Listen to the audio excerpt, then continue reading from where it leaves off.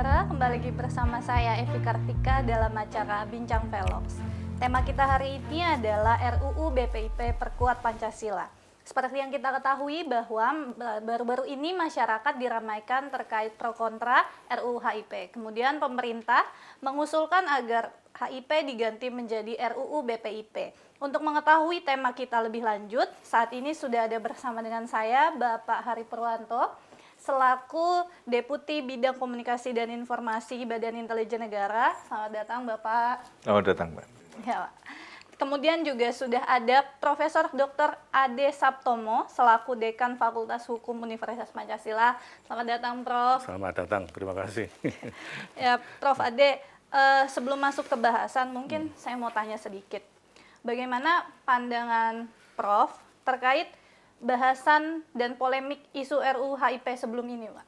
Iya, saya mengikuti perkembangan akhir-akhir ini tampak hiruk pikuk gitu ya, hiruk pikuk gitu. Nah, saya memang melihat dan mencoba mengkaji gitu ya, RUU HIP yang menjadi pembicaraan luas, tidak saja di lapangan demo, tetapi di kampus-kampus. Saya punya pandangan dari pandangan-pandangan teman itu, sudahlah RUU HIP ini ditutup, gitu ya, ditutup. Kemudian kalau muncul RUU berikutnya, ini yang muncul adalah RUU BPIP gitu. Terminologinya itu jangan mengganti, itu sesuatu yang lain gitu ya, sesuatu yang lain. Kalau diganti seolah-olah ada perbaikan gitu ya. Jadi RUU HIP ini sudah tutup, clear, tutup. Ini ada RUU BPIP. Nah, ini yang menjadi penting karena saya lihat kalau core-nya itu adalah ideologi Pancasila itu sendiri. Kalau kemarin itu kan dibahas dari segi HTN ya. Nah, saya akan membahas, mengkaji dari segi sosial budaya gitu. Nah, ada enggak, hidup enggak sebenarnya nilai Pancasila ini.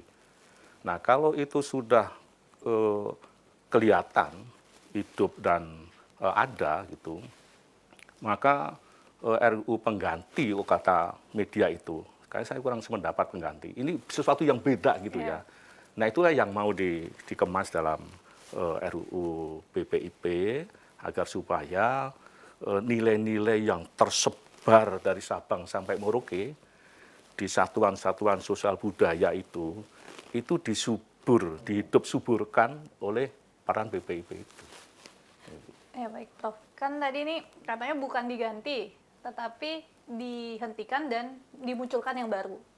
Apakah dengan munculnya RUU BPIP dapat mengakhiri perdebatan di masyarakat terkait pro kontra HIP tadi itu? Ini kan pendekatannya lain, tergantung pendekatannya kalau menurut pandang saya. Kalau kita membahas RUU dengan perspektif HTN misalnya, itu kan pendekatannya deduktif, hukum ya, hukum. Kemudian kalau kita BPIP nanti perannya dengan menggunakan pendekatan induktif, itu metodologinya, atau dengan menggunakan pendekatan emik. Ilmu sosial itu ada etik dan emik. Kalau deduktif itu sama dengan etik, tapi kalau induktif itu sama dengan emik. Jadi apa yang ada di dalam masyarakat itu, nah, itu yang disuburkan, dihidupkan, disuburkan, yang tersebar tadi saya katakan dari Sabang sampai Merauke itu.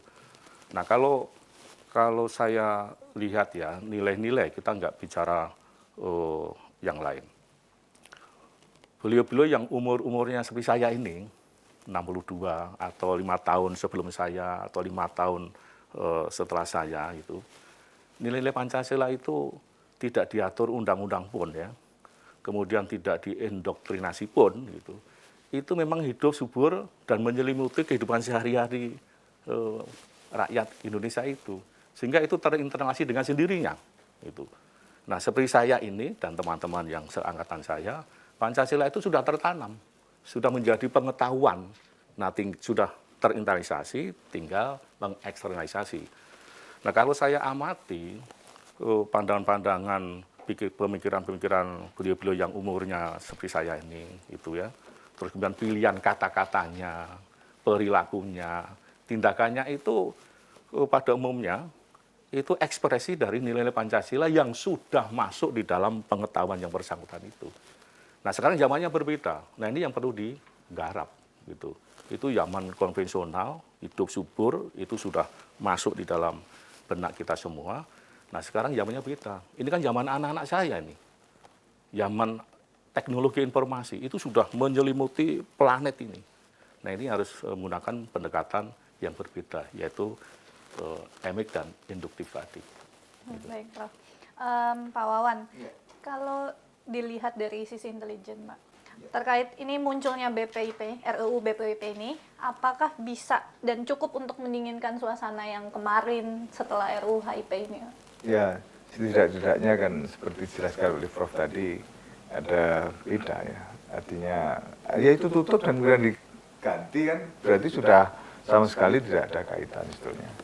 Prinsipnya itu begini, kita itu persoalan kan diatasi ya, tidak lantas dipelihara dengan benturan ke antar pendapat. Sebetulnya secara prinsip belanja masalah pasti ada dari setiap RUU. Jadi tidak pun menyangkut masalah ideologi pun, setiap RUU digulirkan pasti ada belanja masalah. Apalagi kalau ini menyangkut masalah ideologi, karena ini menyangkut masalah keberlangsungan sebuah bangsa, dasar negara kita. Dan pada RUU BPIP ternyata ya TAP-MPRS ke-25 ya, untuk 25 juga tetap dimunculkan ya, di mana di situ ada larangan ajar komunisme, leninisme, marxisme, dan semuanya ini menunjukkan bahwa ada sesuatu ya yang selama ini juga lantas ini dipersoalkan. Nah, sekarang itu kita kembali bahwa RUU dimunculkan, pasti nanti ada uji publik. Uji publik minimal di 5 kota besar yang notabene semua suara bisa muncul, semua pandangan, pendapat para pakar, ahli masyarakat, termasuk tokoh agama, tokoh-tokoh politik, semuanya muncul di situ. Nah ini semuanya ada sikap kritis sebelum ini diketok palu. Sehingga sebetulnya bukan berarti ini akhir dari segalanya. Misalnya pun sudah diketok palu jadi undang-undang pun masih tetap bisa dilakukan judicial review. Jadi sebetulnya itu semua dinamis ya, tidak ada. Apalagi kalau misalnya di dalam RUU BPIP itu sudah apa menjadi keinginan masyarakat sudah diakomodasi. Nah, itu tidak ada alasan lagi untuk ada benturan. Nah, barangkali benturan atau pemikiran di belanja masalah yang berbeda. Nah, itu biasalah. Tapi secara prinsip, bagaimana Pancasila itu tetap bisa lestari di dalam kehidupan bangsa, ini menjadi PR besar kita. Ya. Karena Pancasila pernah dikubur hidup-hidup tahun 98. Nah, sehingga tidak diajarkan di sekolah-sekolah. Semua kurikulum hilang. Akhirnya apa? Yang muncul ideologi kekerasan, ideologi ekstrim, entah ekstrim kanan atau ekstrim kiri atau ekstrim lainnya. Pancasila sendiri baru 2017 direvitalisasi dengan adanya BPIP ini. Nah, selama 19 tahun, what happened with our the young generation? Nah, dia lupa itu, tidak mengerti. 19 tahun bukan waktu yang pendek. Nah, sekarang itu direvitalisasi, diajarkan kembali dengan BPIP, maka ini secara formal tetap harus menjadi pijakan di dalam dunia kependidikan maupun juga dunia politik, dunia perekonomian, sosial budaya termasuk angka. Inilah yang coba kita angkat terus menerus dan diperkuat dengan undang-undang tentunya sehingga makin bisa membumi. Bagaimana sih membumikan Pancasila? Jadi PR. Dulu ada P4, ya, BP7, masa saya itu. Ada BP7, ya selalu digulirkan. Tapi sekarang itu eranya digital. Ya, betul. Berbeda sekali dengan proses indoktrinasi pada waktu itu. Indoktrinasi yang dibahasakan dokteri sama nasi, bukan begitu. Tapi ini sebuah pola digital, maka pendekatannya pun pendekatan di mana dengan perubahan yang ada. Oleh karenanya dengan RUU BPIP mari kita kritisi bersama tanpa harus ada suatu perseturuan yang notabene saling menikam ataupun sejenisnya, atau pada kenyataannya bukan lantas kita menghidupkan kembali ajaran-ajaran terlarang, tidak, sudah dijawantahkan di dalam undang-undang rancangan undang-undang ini, dan mudah-mudahan ini ada solusi terbaik. Iya Pak, jadi tadi kan BPIP ini dibuat untuk revitalisasi Pancasila gitu Pak. Kemudian kalau memang ini revitalisasi Pancasila, kira-kira dari analisa intelijen Pak, apa sih sebenarnya yang dikhawatirkan, dicemaskan masyarakat? Padahal maksudnya ini kan dengan tujuan baik gitu. Masyarakat kemarin kan sempat ya resah dengan adanya Trisila, kemudian juga Ekasila, itu juga gotong royong, ada pemikiran-pemikiran kekhawatiran ke sana. Tapi sekarang kan sudah enggak. Karena kemarin itu kan wacana boleh saja berubah, boleh saja tidak setujui, karena memang masih berupa pemikiran, brainstorming, dan itu tentu proses baru pada tahap awal, pergulirannya masih jauh. Dengan adanya RUU BPIP ini semua terjawab sudah apa yang menjadi dinamika yang ada. Hanya sekarang tinggal bagaimana ini semua mari kita kawal bersama, kemudian kita ketika ada pertemuan maupun uji publik datanglah mereka, sehingga mendengar langsung, tidak katanya, nanti dibumbui jadi nggak karu-karuan, pada esensinya tidak seperti itu. Dan nantinya tentu belanja masalahnya juga menurut hemat kami menjadi lebih ringan, karena pasal-pasal krusial yang kemarin sempat menjadi perdebatan ternyata kan sudah tidak ada. Ini sehingga mari kita tegur hormati negeri kita sendiri yang mengatur, termasuk membuat sebuah peraturan perundang-undangan, ya artinya kembali kepada kita sikap kritis tadi, tanpa harus terjadi benturan dengan aksi-aksi kekerasan ataupun benturan yang tidak perlu, yang akhirnya justru menyeret kepada perpecahan bangsa ini. Ya. Prof Ade, tadi kan Pak Wawan sudah jelaskan bahwa BPIP ini untuk menjawab dinamika yang ada. Kalau menurut pandangan Prof sendiri, kira-kira bagaimana nih kita seharusnya menyikapi terkait RUU BPIP ini? Ya, saya punya pandangan begini ya. RUU BPIP ini perlu untuk menjawab perubahan peradaban, satu hal yang lain adalah Pancasila itu ada, hidup, dan harus direvitalisasi sesuai dengan perkembangan peradaban itu, gitu ya. Coba kita urai sejenak mengenai nilai-nilai Pancasila itu. Di bumi Indonesia ini ya, misalnya ini, Pancasila itu ada dan hidup di satuan-satuan sosial budaya dari Sabang sampai Merauke.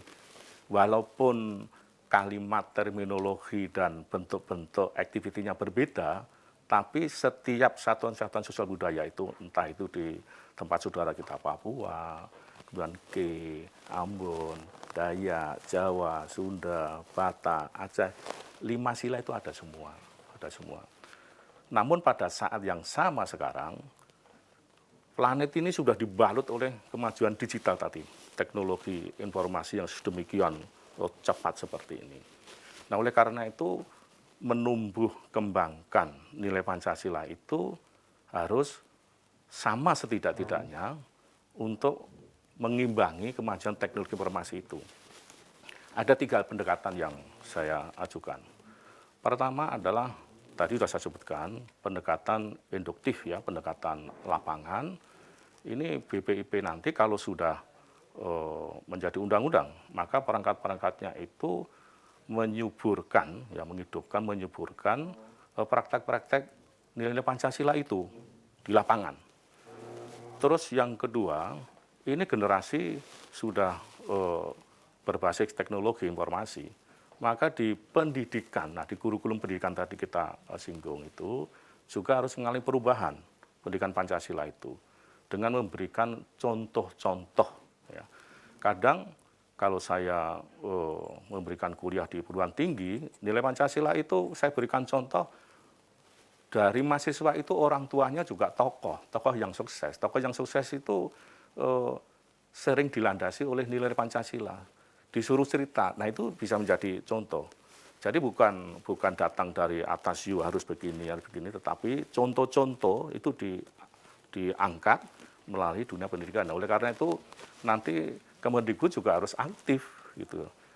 Nah, yang tiga pendekatannya adalah supaya kita lihat dan kita alami sendiri kemajuan teknologi itu. Kalau kita buka YouTube atau HP ini ya untuk memperoleh informasi baru belum saya baca itu sudah muncul iklan. Itu. Jadi kalau nggak iklan ya lagu-lagu. Tapi lagu-lagunya itu bukan lagu-lagu yang heroik, bukan lagu-lagu yang nilai Pancasila. Nah, berarti ada ruang yang akan dilakukan oleh BPIP dengan perangkatnya itu untuk memasukkan supaya teknologi informasi ini jangan hanya diisi konsumerisme dan hedonisme, tetapi nilai-nilai itu dimasukkan, ya, sehingga seimbang. Nah, oleh sebab itu saya punya pandangan setidak-tidaknya tiga hal itu yang sudah ada di dalam satuan-satuan sosial budaya itu dihidup suburkan, ya, supaya menyelimuti pikiran warga masyarakat, anak-anak terutama SD, SMP itu yang masih kosong, landscape pemikirannya itu masih kosong. Jangan sampai pada saat itu diisi oleh yang lain, ditandur, ditanam. Nanti yang nanam pasti akan ngunduh kan gitu. Kalau kita duluan menanam nilai Pancasila, maka kita yang akan mengunduh hasilnya itu. Nah, itu di landscape anak SD SMP itu menjadi penting. Jadi tiga hal ya, satu menghidup suburkan yang ada di satuan sosial budaya itu dengan bahasa yang berbeda. Kemudian peran Kemendikbud ini maaf nih rekan Mas Menteri supaya di SD SMP sampai perguruan tinggi jangan jenuh-jenuh itu dengan model pendekatan yang berbeda. Kalau yang saya lakukan di Universitas Pancasila ini adalah saya menceritakan nilai Pancasila, sebuah cerita heroik. Cita-cita orang tua yang mahasiswa yang sukses itu disuruh sampaikan sehingga hanya 5 menit.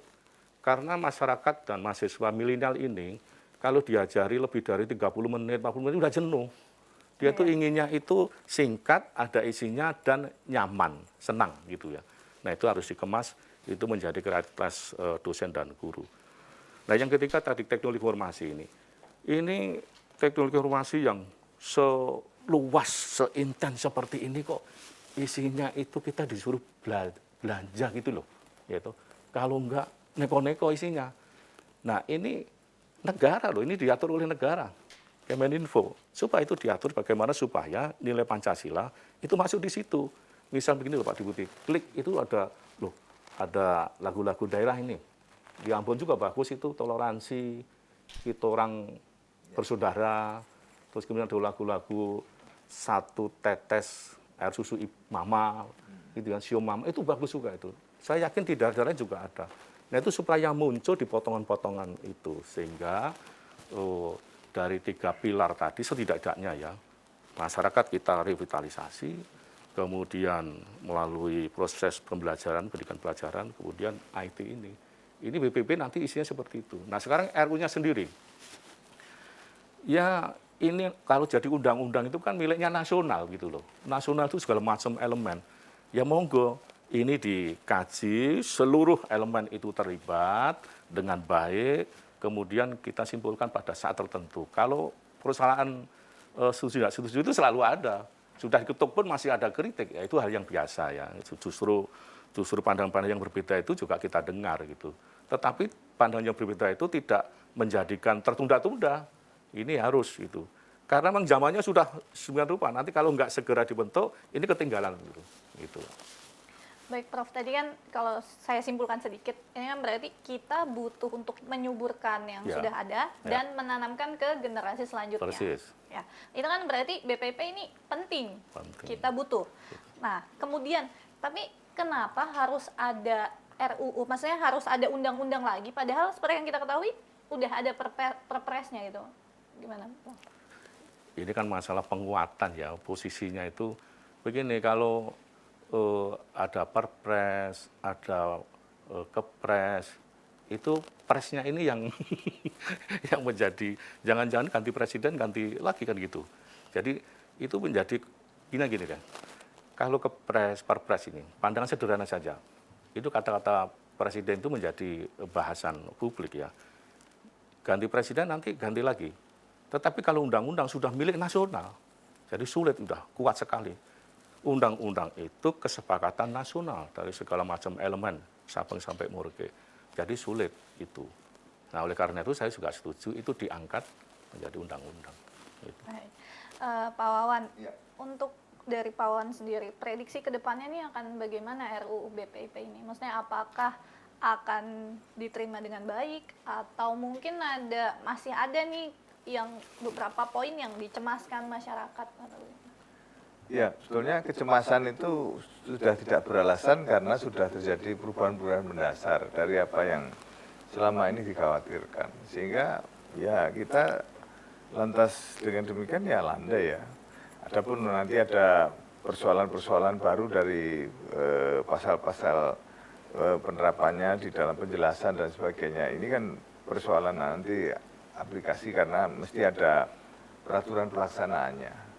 Yang paling penting adalah ini diterima dulu oleh masyarakat dan hasrat atau keinginan masyarakat pada kenyataannya sudah diadopsi di dalamnya dan masyarakat secara sadar sudah bisa membaca sebenarnya apa yang terjadi sebelumnya, termasuk juga di DPR ketika terjadi perdebatan ini kan ada juga mutasi-mutasi yang terjadi.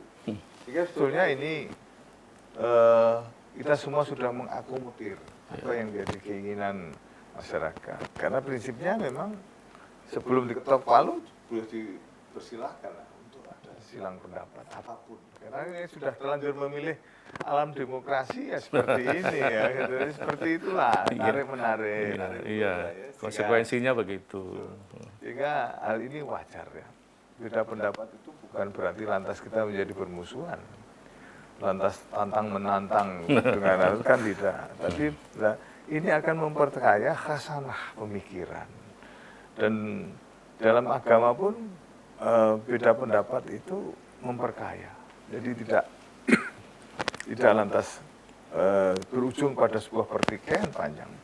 Bagi orang-orang tertentu yang lantas ini menjadikan sebuah pertikaian, ini berarti kita masih ada sesuatu yang harus dievaluasi. Di balik ini semua, kenapa masyarakat mudah tersulut?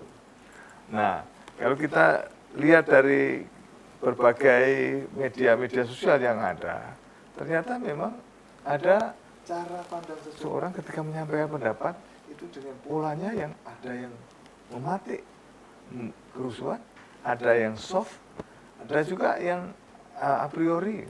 Tapi bagi mereka yang lantas mematik permusuhan, hate speech itu terjadi, kemudian ditambah-tambahilah, dibumbui dengan sesuatu yang sebetulnya tidak ada, jadi seolah ada di pinggir balikan fakta. Nah, ini memang ada yang berniat membenturkan.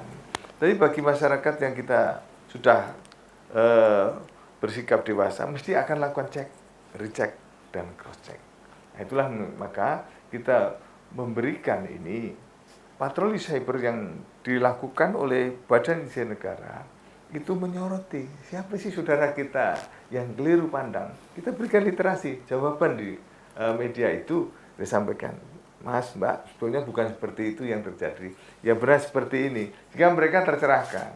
Kemudian kalau mereka tetap ngotot, kita sampaikan bahwa Anda itu masuk dalam pelanggaran Undang-Undang ITE. Sehingga itu semua adalah mengingatkan. Supaya apa? Semuanya ini akan mengerucut di mana undang-undang yang akan kita gulirkan dan nantinya akan kita bahas tidak hanya diisi oleh agitasi, hate speech, serta penyesatan.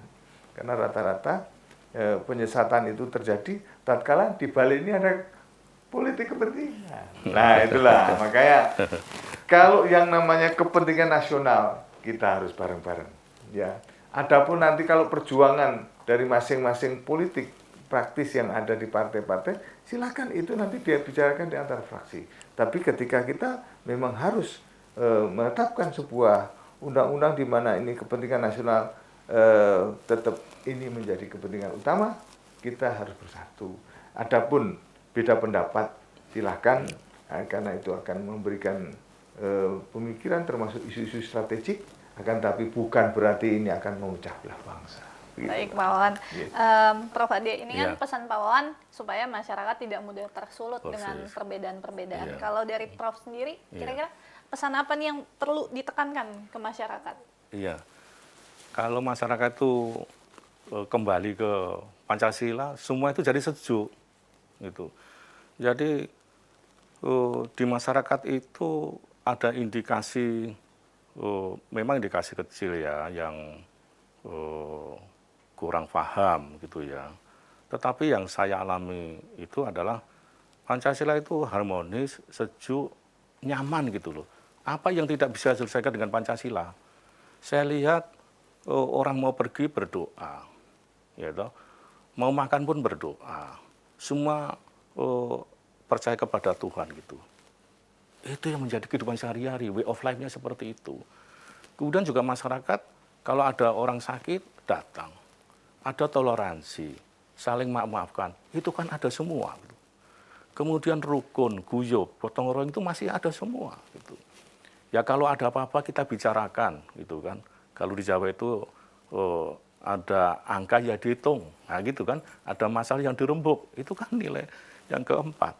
Semua untuk keadilan. Jadi dengan menerapkan, dengan based on di Pancasila itu, semua jadi damai, sejuk seperti itu. Nah, saran saya ya kalau dikaitkan dengan RUU BP ini, itu ya tadi 3 hal itu tadi, supaya subur masyarakat menjadi nyaman, sejuk. Yang saya rasakan sejuk, Pancasila itu sejuk, nyaman, adem gitu loh, sehingga bekerja itu produktif gitu. Kok yang saya lihat apa ya, kok gontok-gontokan itu apa ya, saya nggak tahu gitu. Basisnya apa Pancasila itu, kan gitu. Yang saya alami, yang saya pahami, yang saya praktekkan, Pancasila itu sejuk, nyaman, damai. Gitu. Baik, terima kasih Prof. Ade. Ya, Terima kasih sama-sama. Pak Wawan. Ya. Baik, sekian bahasan kita hari ini terkait RUU BPIP Perkuat Pancasila. Semoga Pancasila dapat terus menjadi pedoman dalam kehidupan berbangsa. Saya Evi Kartika, sampai jumpa dalam Bincang